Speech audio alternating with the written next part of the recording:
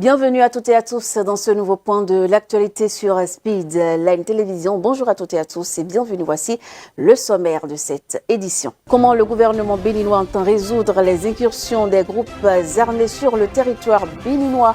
Cette préoccupation était au cœur des échanges entre la presse et le porte-parole du gouvernement.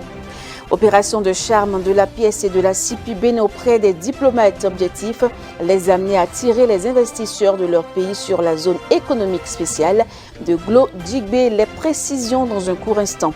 Et puis en Tunisie, ils étaient des milliers à battre le pavé ce dimanche, quelques heures après que le président Kais Saied ait pris une décision entendant son pouvoir sur le système judiciaire. Les images dans ce journal.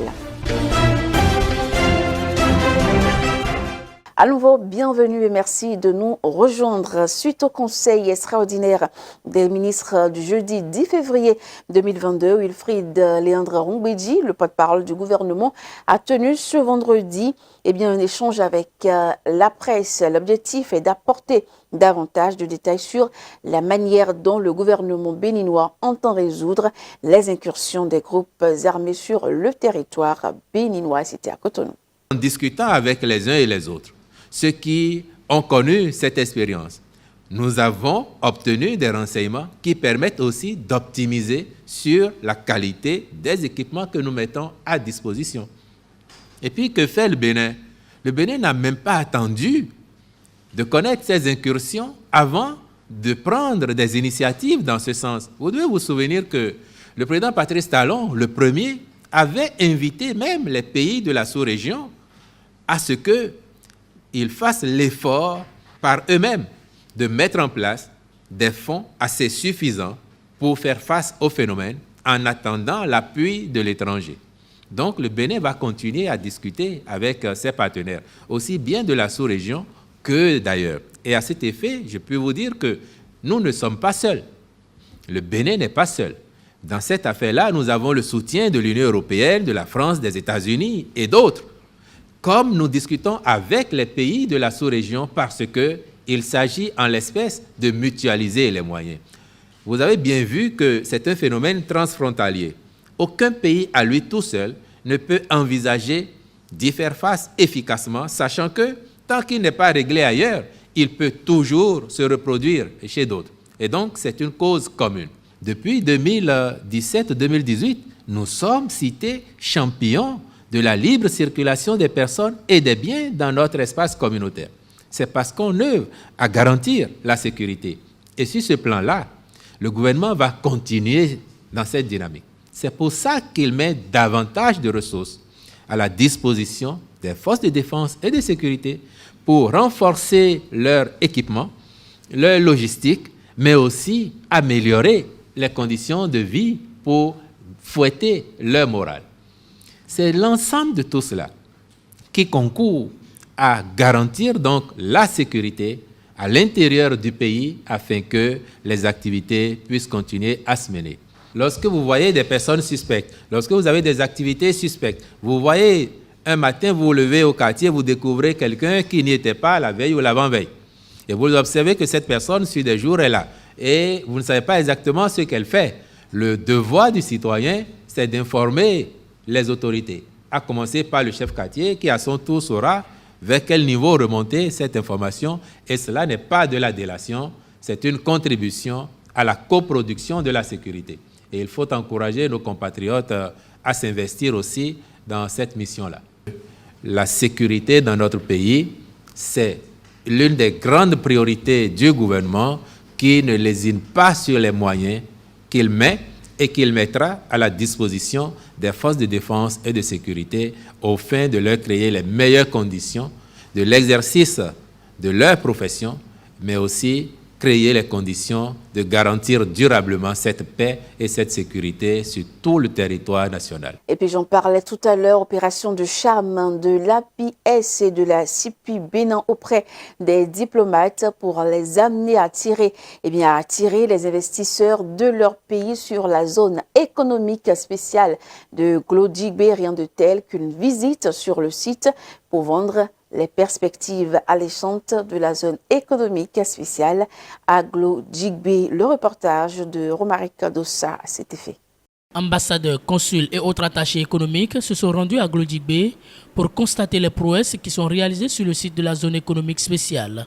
Ils ont répondu à l'appel de l'APIES et la CEPI Bénin. Aujourd'hui, on a eu une visite très impressionnante. Je suis impressionné par la vitesse de réalisation de ce projet, par l'ambition, par le programme, et par aussi l'intention de ce groupe de faire changer le pays. Je pense que le Bénin est un pays déjà en émergence.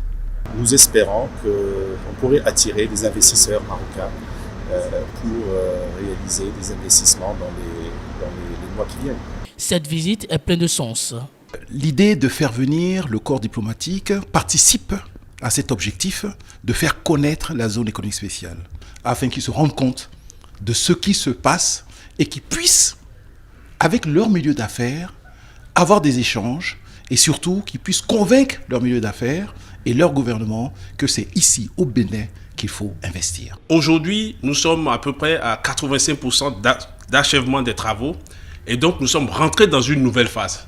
Cette phase est celle de la promotion de la zone.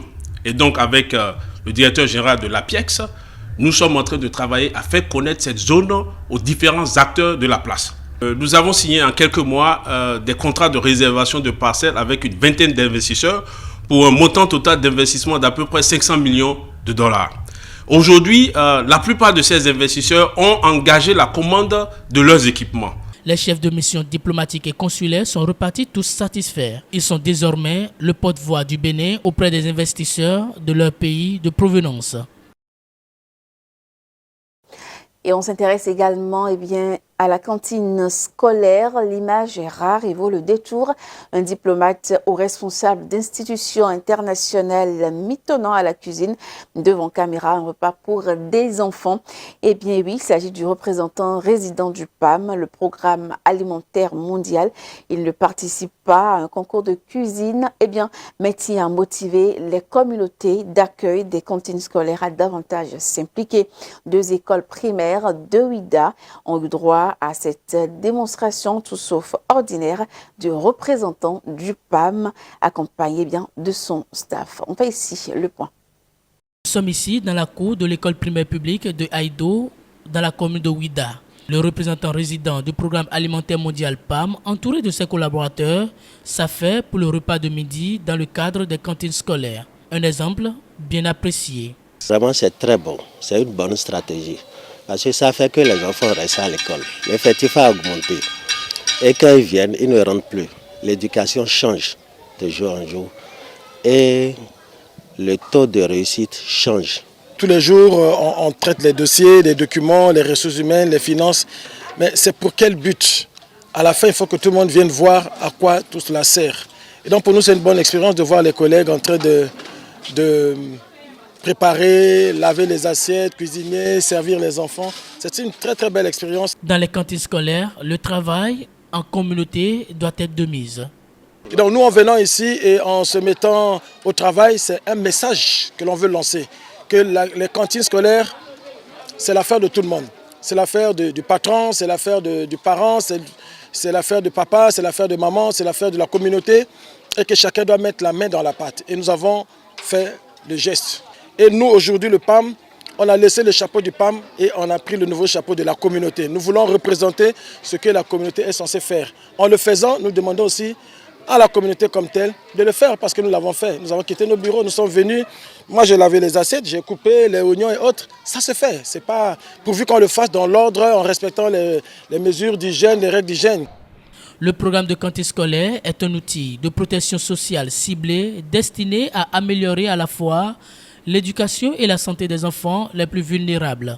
Il permet d'augmenter les taux de scolarisation, de réduire l'absentéisme et d'améliorer la sécurité alimentaire dans les familles. Et dans ce journal, on parle également d'une expérience d'énergie solaire pour les besoins d'un centre de santé intéressante dans les zones rurales, non encore couvertes par le réseau électrique conventionnel. Eh bien, nous vous emmenons dans le département du Zou. On profite donc de l'installation du comité de suivi du projet pour en savoir davantage. Tous les hôpitaux et centres de santé du département du Zou qui ne bénéficient pas de l'énergie électrique de la SPEE et fonctionnent difficilement à partir des moyens de bord vont désormais bénéficier d'une mini-centrale solaire. C'est la bonne nouvelle du projet PACED Zou. D'un coût global de 206 millions de francs CFA, le projet d'amélioration des services énergétiques durables dans les communes du Zou, PACED Zou, est une réponse locale au problème d'accès à l'énergie de nos centres de santé situés dans les zones non couvertes par l'énergie conventionnelle du réseau de la SBDG. Les autorités préfectorales du Zou acceptent favorablement le projet. Seront impactées les formations sanitaires des communes d'Aboumé, d'Agbaïzou, de Boycon, de Kové, de Didja, de Zakbota et de Zayanado. Tous les maires du Zou, les 9 maires du Zou, arc-boutés comme un seul homme, sont prêts à faire en sorte que ce projet devienne réalité dans les prochains jours, dans les prochains mois, pour que nos centres de santé soient éclairés, soient alimentés en énergie. L'énergie électrique constitue une denrée de travail très important dans le secteur de la santé, mais en même temps rend les formations sanitaires plus attrayantes et donc contribue à leur fréquentation. Nous voudrions inviter de façon particulière le directeur départemental de la santé du Zou et l'ensemble de ses collaborateurs à divers niveaux, premiers bénéficiaires de ce projet, à faire toutes les diligences requises pour le succès retentissant de ce projet novateur dans le Zou. Les cibles bénéficiaires directes de ce projet sont des ménages vivant dans les pôles ruraux, hors réseau électrique dans le Zou, les femmes vivant dans les 9 pôles ruraux et fréquentant les 9 centres de santé publics et les groupes de confiance constitués par les pôles d'innovation verte, d'énergie rurale et de transformation PIVET. Et puis la note santé de ce journal, on s'intéresse aux pertes blanches, encore appelées leucorrhée dans ce journal. Elles deviennent pathologiques quand elles changent de couleur, à une mauvaise odeur ou encore mieux présentent des signes des irritations au niveau de la vulve. Les pertes blanches pathologiques présentent de très graves conséquences quand elles ne sont pas vite traitées. On regarde. L'appareil génital de la femme est un organe très sensible. Elle sécrète des liquides blanches, notamment appelés en termes médicinaux leucorrhée. Elle varie en fonction du cycle de chaque femme.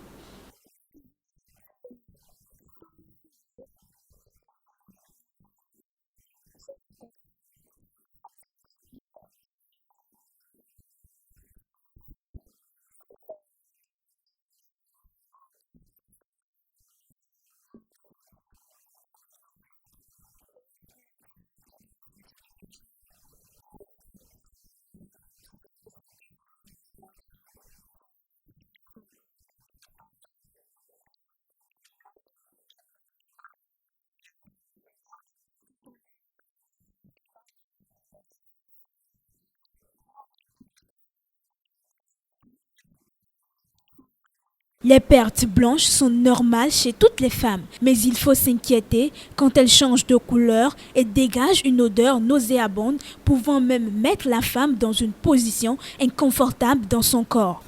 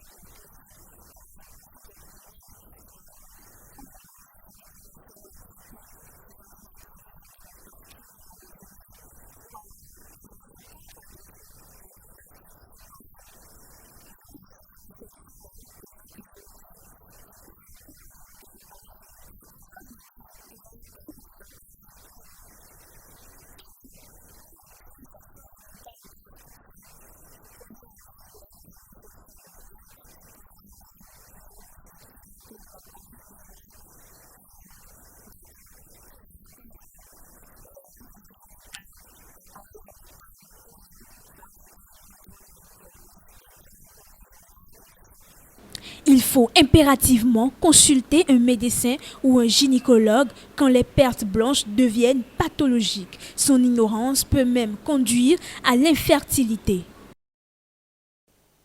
Actualité hors du Bénin, nous irons d'abord au Soudan où le général Abdel Fattah al-Burhan, chef du Conseil souverain soudanais, a démenti la coopération croissante entre son pays et Israël en matière de sécurité et de renseignement après que des responsables des deux pays ont échangé sur des visites officieuses ces dernières semaines.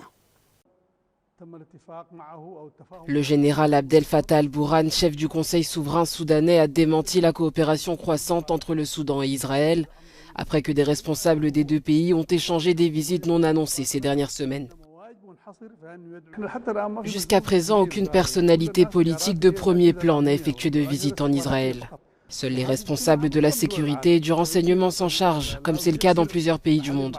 Cet échange d'informations nous a permis d'arrêter de nombreuses organisations terroristes qui auraient pu déstabiliser la sécurité du Soudan et de la région. Affirmant que les sanctions et les menaces ne serviront à rien, Abdel Fattah al-Burhan soutient que l'armée se retirera du processus politique s'il existe un consensus national et si les élections sont organisées. C'est un gouvernement consensuel et consultatif. Certains des membres du Congrès ne sont peut-être pas au courant de ça. Quelques-uns veulent s'assurer que les élections auront lieu. D'autres veulent être sûrs que l'institution militaire ne prendra pas le pouvoir après les élections. C'est cela qu'ils veulent. Les sanctions et les menaces, je ne pense pas qu'elles feront une quelconque différence. Alors qu'il l'avait initialement soutenu, le chef militaire a critiqué l'initiative de l'ONU visant à établir un dialogue entre les différents acteurs au Soudan. Selon lui, c'est aux Soudanais de le faire. Nous avons convenu avec l'envoyé de l'ONU pour qu'il soit un médiateur qui appelle toutes les parties à s'engager dans le dialogue et qu'il n'a pas le droit d'introduire une initiative. Il faut que tout le monde le sache. Son devoir se limite à inviter toutes les parties à discuter et à trouver un environnement approprié pour ce dialogue. Il doit aussi aider le pays à se préparer pour les élections. Mais il ne montre pas d'intérêt pour ça, il se limite aux affaires internes. Questionné sur les violences durant les protestations, le général a affirmé qu'il était prêt à affronter la justice s'il existe des preuves qu'il a ordonné aux forces de sécurité de tuer des manifestants. Et puis en Tunisie, le président Kais Saied s'octroie plus de pouvoir. À cet effet, les membres de l'association des juges ont tenu une réunion d'urgence ce samedi pour contester la décision du président de dissoudre le Conseil supérieur de la magistrature. Les juges sont en grève depuis mercredi dernier pour protester contre cette décision prise par le président le week-end dernier. Plus de 200 juges et avocats ont manifesté jeudi devant le palais de justice de la capitale tunisienne, après que le président Kais Saied a promis de supprimer un organisme de surveillance judiciaire clé. En grève depuis mercredi, les juges protestent contre la dissolution du Conseil supérieur de la magistrature, annoncée par le président Kais Saied le week-end dernier. Encore une fois, nous appelons le président de la République à renoncer à ces décisions et à protéger la Tunisie d'éventuels dérapages liés à cette orientation dangereuse. Nous voulons défendre les institutions légales, à commencer par le Conseil supérieur. Le président Saied a longtemps accusé le Conseil supérieur de la magistrature de bloquer des enquêtes sous l'influence de son ennemi, le parti Ennahda. Dans un communiqué, l'institution a déclaré qu'elle rejette totalement le recours au décret pour la dissoudre. Maintenant que toutes les alternatives sont probables, évidemment que nous voulons prendre en compte le contexte du pays, que ce soit le contexte social, économique ou le contexte politique particulièrement tendu. Cette réunion va nous permettre de décider des prochaines étapes. Après le coup de force de juillet, cette décision du président Kais Saied fait craindre un nouveau moyen de centraliser la gouvernance du pays. Et à ce propos, ils étaient des milliers à battre le pavé ce dimanche, quelques heures après que le président Kais Saied ait pris une décision étendant son pouvoir sur le système judiciaire. On suit ici les images pour plus de précision. Des milliers de manifestants dans la capitale tunisienne ce dimanche, quelques heures après la création d'un organe temporaire pour remplacer le Conseil supérieur de la magistrature dissous il y a une semaine par le président Kais Saied. Rassemblés pour protester contre les nouvelles mesures du président, ils ont exprimé leurs craintes quant à l'indépendance du système judiciaire.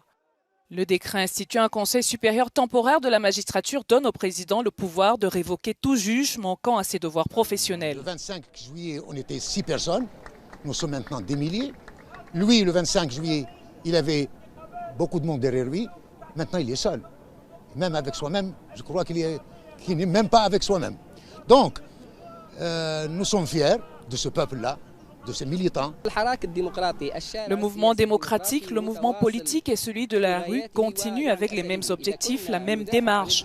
Si nous défendons la République et la démocratie, cela ne peut se faire qu'à travers des mécanismes démocratiques. Si le président s'est positionné contre la volonté de son peuple, alors nous lui rappelons qu'il faut reprendre le processus démocratique. Après la suspension du Parlement élu et le limogeage du gouvernement en juillet, le président a dissous le CMS qu'il accusait de partialité et d'être influencé par le parti Ennahda. La Commission internationale de juristes a indiqué que ce nouveau décret consolide les pouvoirs entre les mains du président et met fin à un semblant d'indépendance judiciaire. Eh bien, hors du continent, au Canada, le pont Ambassador, axe frontalier névralgique entre le Canada et les États-Unis, bloqué depuis 7 jours par des manifestants anti-mesures sanitaires, est rouvert à la circulation. Eh bien, l'annonce a été faite dimanche soir par sa société exploitante.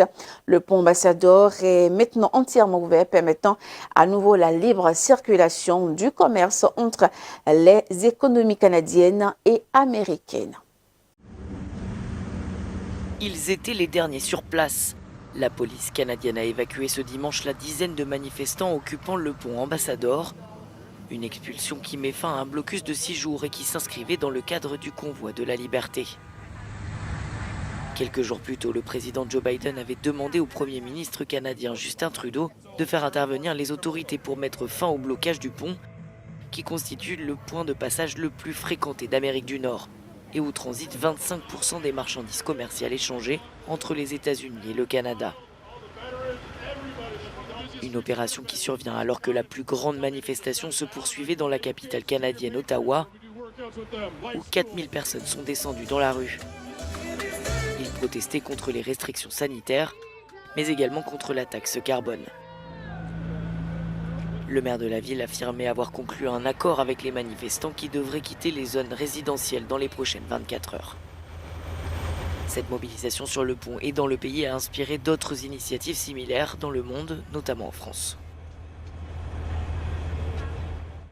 Et c'est avec l'actualité en Ukraine que nous allons boucler la boucle. À l'aéroport de Kiev, des ressortissants étrangers prennent le chemin du départ face à la menace d'une invasion russe imminente en Ukraine. Plusieurs pays comme les États-Unis, l'Allemagne, l'Italie ou la Grande-Bretagne appellent leurs citoyens à quitter le pays, alors que d'autres comme la France déconseillent seulement les voyages vers les zones frontalières du nord et de l'Est du pays. À l'aéroport de Kiev, des ressortissants étrangers prennent le chemin du départ. Face à la menace d'une invasion russe imminente en Ukraine, plusieurs pays comme les États-Unis, l'Allemagne, l'Italie ou la Grande-Bretagne appellent leurs citoyens à quitter le pays, alors que d'autres comme la France déconseillent seulement les voyages vers les zones frontalières du nord et de l'est de l'Ukraine. Je pars à cause de la situation actuelle, parce que je tiens à ma vie. Je pense que le choix le plus judicieux à faire est de quitter l'Ukraine maintenant, dit ce touriste marocain. Je pense qu'il ne va rien se passer, dit cet Américain qui vit en Ukraine. Mais malheureusement, personne ne peut lire dans les pensées de Poutine. En coulisses, la diplomatie poursuit ses efforts pour éviter la guerre. Le chancelier allemand Olaf Scholz doit se rendre ce lundi à Kiev, puis le lendemain à Moscou pour une rencontre avec Vladimir Poutine. Berlin prévient qu'en cas d'invasion russe en Ukraine, les sanctions seront immédiates. Il faut dire clairement qu'en cas d'agression militaire contre l'Ukraine, contre son intégrité territoriale et sa souveraineté, cela entraînera des réponses et des sanctions sévères que nous avons soigneusement préparées et que nous pouvons rendre effectives immédiatement avec nos alliés en Europe et de l'OTAN.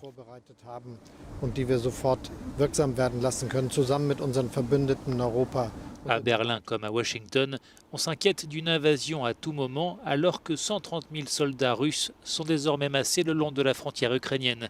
De part et d'autre, les manœuvres se multiplient. Des soldats américains sont arrivés en renfort en Pologne, tandis que la Lituanie a envoyé de l'aide militaire à Kiev. Et voilà, c'est sur ces images que nous mettons un terme à ce journal. Merci à vous de l'avoir suivi. Bon après-midi à toutes et à tous et excellente semaine à vous en compagnie des programmes de Speedlight Télévision. À bientôt.